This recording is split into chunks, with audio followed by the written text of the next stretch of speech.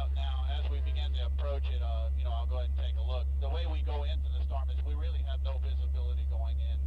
We have a radar picture, and the weather officer looks at the wind field, and by using those two items, we can find the center of the storm.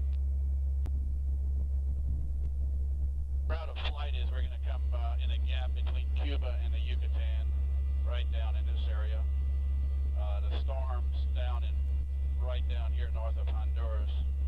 So we'll be coming through the gap and then heading down towards the storm.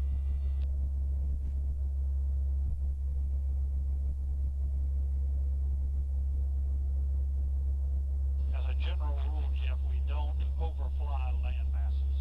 That's the general rule.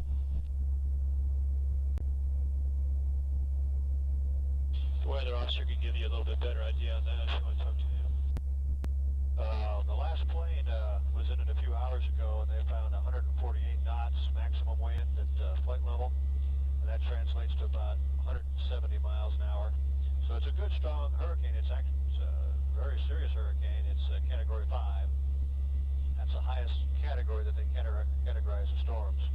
Basically, what we're trying to do today is give data to the Hurricane Center on where is the storm located, and how intense is the storm. Currently, they've got forecasted position based on satellite imagery and based on the positions of the last aircraft out there. So we're going to go down there and verify where the position is, and we'll get that down to about 1 nautical mile accuracy. So we'll give them exactly where the storm is, how far out from the center of the storm the max winds extend, and how low the pressure is and how high those max winds are. They're kind of looking at probably a similar intensity on this mission as we had on the last one, about 917 or so millibars, and something on the order of 150 knots. The official forecast is 155 knots max wind for about the next 24 hours. So they're very interested when and if it might make a turn. And that's one reason we're out there, is to jump on that if there should be a change in direction, speed, or intensity of it. Do y'all ever get scared flying these missions? Oh, sure. It's always something different. You find you're pretty busy doing what you need to do, taking weather observations or navigating or flying. And I don't think a lot of us worry about it too much because we're doing our job. But when you get thrown around, it shakes you up and gives you time for pause. But I don't think we dwell on it too much because we got a job to do, and we're doing it, collecting the data and stuff. Scared right now.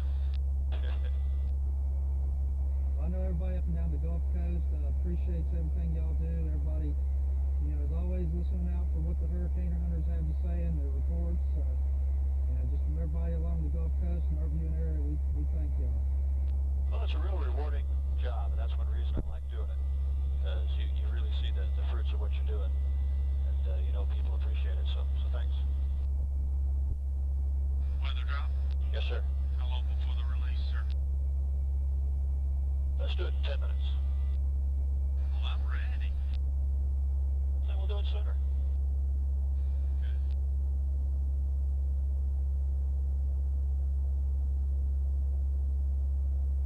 You asked a question earlier. This is for the pilots up there. I don't know if you'd asked a question about what we see, but today it's daylight, so we're going to see a little bit more than what we normally see for nighttime. But you're going to see an awful lot of rain across the windscreen if you're up here. So you really can't see outside. The visibility, we're in the clouds. So the person that's really steering us is the navigator and the weather officer. The weather officer is trying to get us to the center of the storm so we can get his data. And the navigator is making sure that we're also going towards the center. We're staying away from land masses. We're not overflying land masses that we're not diplomatically cleared to fly over. We're staying away from other aircraft if there are other aircraft there. And he's keeping us away from the real hazardous weather. You have hail, thunderstorms, tornadoes that are associated with this stuff, so he keeps us away from that. So he's got a huge important job for that. So what we see out here is we're in the clouds pretty much the whole time. When you pop through the eye cloud or into the eye wall and you'll pop through sometimes into the clear. And hopefully today you'll have a very nice shot of seeing what's called the stadium effect, the fishbowl effect. You might get a very nice shot on that.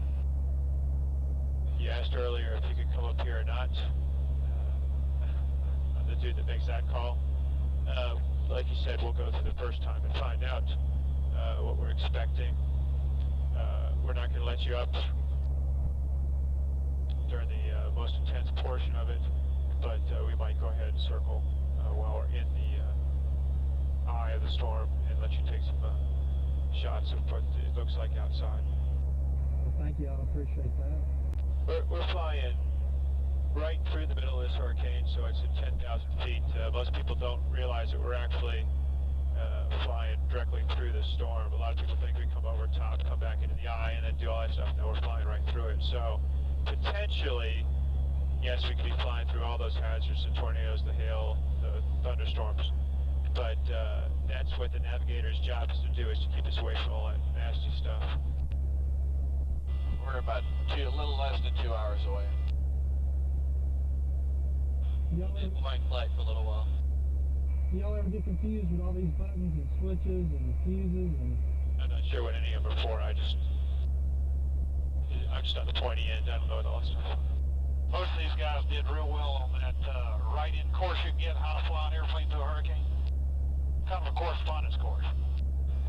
And a real good thing about our mission is we, being in the military, we do a lot of training for wartime missions, but the hurricane hunters ourselves, our missions are many times operational, and we actually get to accomplish what we're training for on a weekly basis. Well, we consider y'all the bravest hunters on the Gulf Coast, and that's what we're labeling this story. Well, we consider you guys brave too. Well, I appreciate that. Yeah, weather. Go ahead. SATCOM says that Katz doesn't know exactly what the problem is. He suggests you phone patch him at 2929. Okay. What's up? Heading into AC News now. I was trying to get the computer to work to track us, and there's a problem with the mnemonics, and I wanted to know how to fix it. Okay. Weather drone? Yes, sir. I'm ready. Pilot weather, can we get permission to release? Yeah, it's clear on the right. Okay, you're clear on the left. And as long as radar's clear, nav. Clear on radar. Okay, you're clear to drop. On the way. Thanks. Just kidding. Yeah, go ahead and release it. On the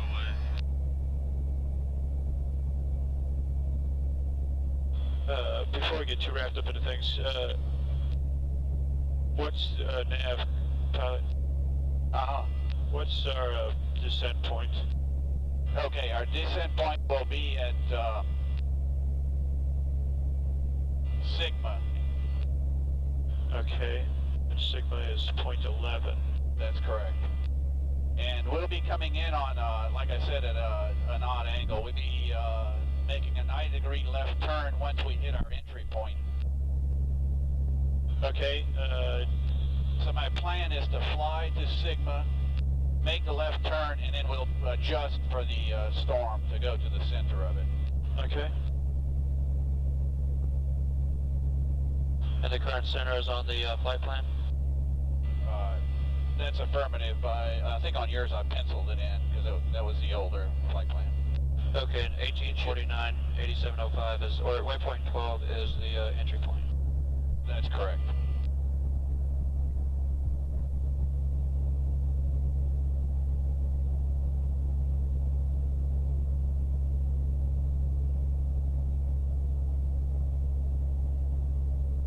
Okay, for the descent point, before Sigma, if you could coordinate with them, let the control agency there know while we're descending, what altitude we're descending to, how long we're going to be in the storm, and what we plan to do as far as what point we plan to come out of the storm at. If you do that before we descend and before we do the brief. The brief is going to be about, estimating our brief is going to be here in about an hour. So about 15 crew, we're going to brief and get ready for the descent. I'm sorry, that's 16, 15. 16, 15, we'll go ahead and do the brief. those things before we brief, then we don't have to worry about it. If you're not with the controlling agency, then we'll plan it as we need to. Okay? I'll take care of it. The extra pilot, come on up. You don't mind having the extra pilot get my lunch by chance, do you? Pilot, you got 3 of them with your name on it. Which one? 2 of them, any one of them. 2 of them are extras for anybody to use if anybody wants to pick and choose what they want out of them. We're going to pick over all 3 and then give you one of them. I was just getting ready to do one. It's going to be on HF2. Thanks. Okay, you're welcome. Thanks for backing me up on that.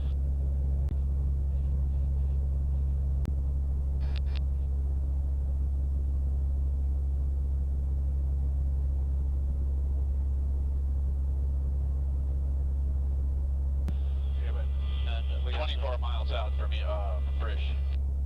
Okay, thanks. I just gave my position report past helium, and Good job. that's about it. Alright. Cool, you got the radios.